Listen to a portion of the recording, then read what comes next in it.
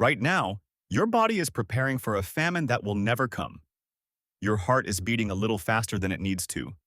Your blood sugar is spiking from something you ate an hour ago. Somewhere in your brain, a very old alarm system is quietly, constantly, scanning the room for threats that aren't there. You didn't choose any of this. You inherited it. And the strange part is, none of it was built for the life you're living now. It was built for a world that no longer exists. For most of human history, there was no grocery store. There was no street light, no thermostat, no delivery app that could summon food in 20 minutes. There was only you, a small group of people you trusted with your life, and a landscape that could kill you in 100 different ways. Your body adapted to that world so completely, so precisely, that the adaptations are still running today. They're just running in the wrong environment.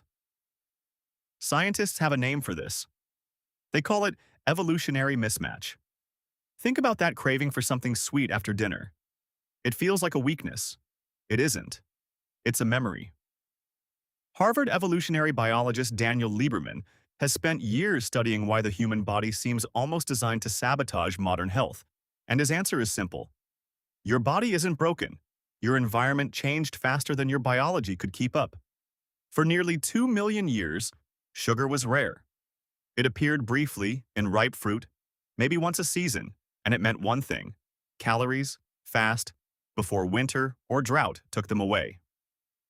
The humans who craved that sugar intensely, who couldn't get enough of it when they found it, stored more fat and survived leaner months. The humans who shrugged it off didn't pass on as many genes. So here you are, thousands of generations later, standing in front of a shelf that never runs out, still wired for scarcity in a world of abundance. It gets stranger when you look at fear. Why does a rustle in the grass make your pulse jump before your conscious mind even registers what it was? Why do modern humans report a fear of snakes and spiders far more often than a fear of cars, even though cars are statistically far more dangerous?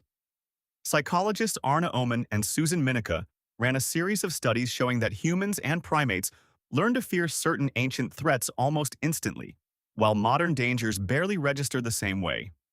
A car has only existed for about 100 years. A venomous snake has been trying to kill your ancestors for millions. Your nervous system didn't have time to update the threat list. It just kept the old one. So when your heart races over an email, when your palms sweat before a presentation, when a raised voice on the other side of a room sends a jolt through your chest, that isn't your imagination overreacting. That's a survival system built for a world of physical danger, misfiring in a world of social danger. It doesn't know the difference between a predator and a difficult conversation. To your body, both are threats. Both deserve the same flood of stress hormones. Now go back further. Go back to the moment this whole system was forged. Around 74,000 years ago, a volcano named Toba erupted on the island of Sumatra with a force almost impossible to imagine. Ash blanketed the sky. Sunlight dimmed for years.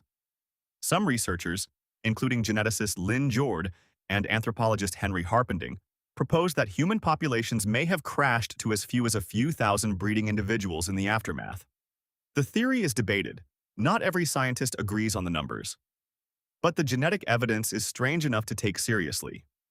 Humans today show remarkably low genetic diversity for a species so widespread, as if we all descend from a small, stressed, struggling population that came terrifyingly close to disappearing.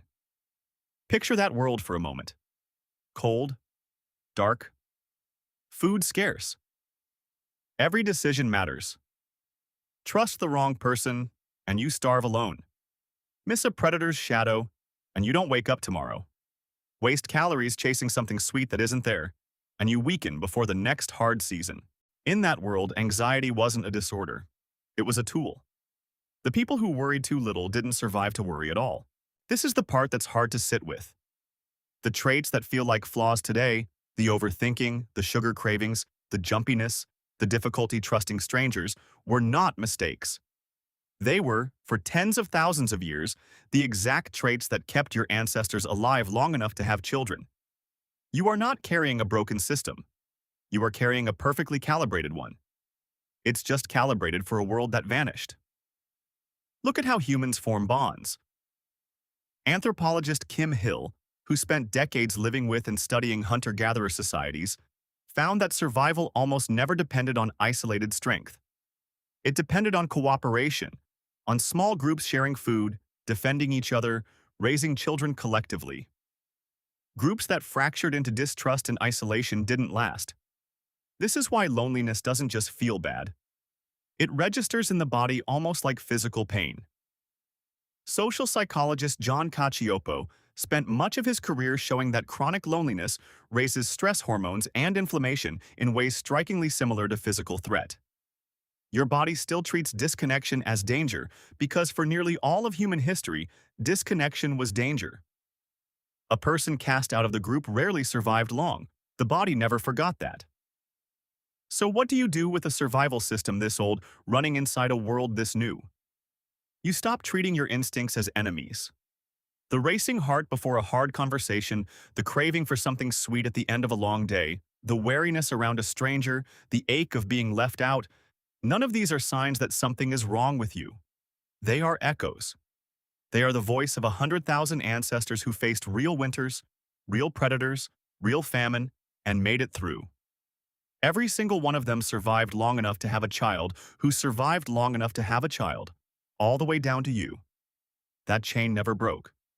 Not once, in a world that gave it every reason to. Your body isn't malfunctioning when it overreacts to modern life. It's doing exactly what it was built to do, in a world it no longer recognizes. The mismatch isn't a personal failure. It's the price of surviving a story far older and far harsher than the one you're living now. So the next time your heart pounds over something small, or you crave something sweet you don't need, or you feel the old pull to stay close to the people you trust, remember what that feeling actually is. It isn't weakness. It's proof that you were built to survive. And somehow, against every ancient odds, you still are.